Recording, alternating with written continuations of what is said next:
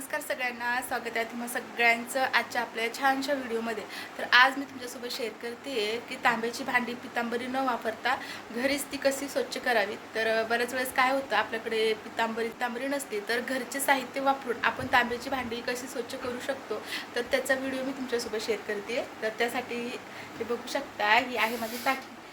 तुम्हाला ही टाकी तुम्ही बघू शकता किती चिकट आणि किती जे आहे ना अगदी जुनवट झालेली आहे। तर मी घरच्या साहित्यापासूनच तुम्हाला ही टाकी अगदी नवीन चकचकीत अशी करून दाखवणार आहे। तर त्यासाठी तुम्ही व्हिडिओमध्ये कंटिन्यू राहा। तर इथे तुम्ही बघू शकता, माझ्या हातामध्ये तुम्हाला इथे पांढरं शुभ्र दाणेदार असं एक पॅकेट दिसते। तर हे पॅकेट आहे लिंबूसत्व याचं। तर हे छोटं पॅकेट मी 18 रुपयामध्ये आणलेलं आहे। हे तुम्हाला पॅकेट इझिली किराणा स्टोअर किंवा मेडिकलमध्ये सुद्धा मिळून जाईल। तर आपण नेहमी ढोकळा करतो किंवा केक करतो, यासाठी याचा वापर केला जातो। तर इथे तुम्ही बघू शकता, लिंबूसत्वाचे 2 चमचे मी घेतलेले आहेत आणि त्यानंतर जे आपण रेग्युलर भाजीमध्ये मीठ खातो ते मीठ पण इथे मी 2 चमचे घेतलेले आहे। तर हे जे आहे ना, तर तुम्हाला याचा अनुभव लवकर घ्यायचा असेल तर इथे मी तुम्हाला गॅरंटीने सांगते, तुम्ही जर अशा पद्धतीने जर तुमचं जे काही तांबे पितळेची भांडी असतील ते तुम्ही साफ केली तर नक्कीच याने होतील। तर यासाठी तुम्हाला काय करायचे, 2 चमचे लिंबूसत्व, 2 चमचे खायचं मीठ, म्हणजे जेवढं मोठं भांडं असेल त्यानुसार इथे तुम्हाला पाणी आणि लिंबूसत्व आणि मिठाचं प्रमाण घ्यायचं आहे। तर इथे मी छोटंसं वाटीमध्ये अगदी थोडंसं पाणी घेऊन याचं एक मिश्रण तयार करून घेणार आहे। ही रेमेडी जी आहे तर खूपच सोपी आहे। इथे मी जे आहे तर गरम पाणी किंवा कोमट पाणी असं कुठलंच घेतलेलं नाही, साधं पाणी आपल्या घरामध्ये जे असतं तेच पाणी मी इथे घेतलेलं आहे, तुम्ही बघू शकता।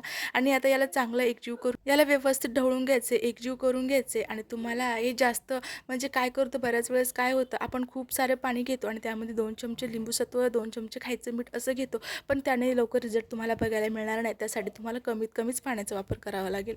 तर इथे तुम्ही बघू शकता, मी व्यवस्थित असं मिक्स करून घेते। तर आज मी तुमच्यासोबत 2 प्रकारच्या रेमेडी शेअर करणार आहे। तर एक पहिली म्हणजे आपली रेमेडी आता ही, आणि दुसरी पण रेमेडी तुम्हाला मी शेअर करणार आहे, जी पण ती पण रेमेडी जी आहे तर नक्कीच पॉवरफुल असणार आहे। तर तुम्ही बघू शकता, इथे ही टाकी किती चिकट आणि किती काळपट झालेली आहे। तर टाकीचं झाकण इथे मी तुम्हाला एक टोपलं घेतलेलं आहे स्टीलचं, इथे तुम्ही टब किंवा काही पण घेऊ शकता जे तुम्हाला पाहिजे ते। तर इथे मी मोठं टोपलं घेतले आणि त्यामध्ये जे आहे तर आता हे टाकीचं झाकण ठेवलं आहे आणि आता मी तुमच्या समोरच तुम्हाला करून दाखवते।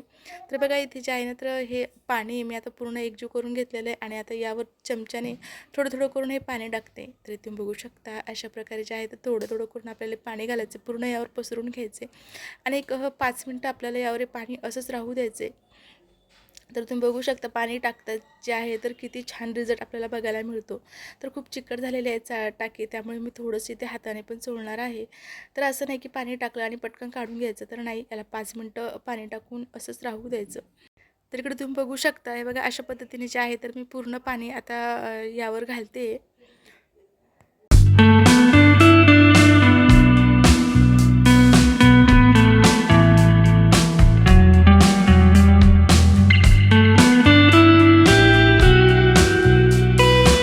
तर वाटीमध्ये जेवढं काही पाणी मी तयार केलं होतं ते पूर्ण पाणी यावर घालून असं चोळून घेतलं थोडंफार हाताने आणि 5 मिनटं असं झाकण ठेवले।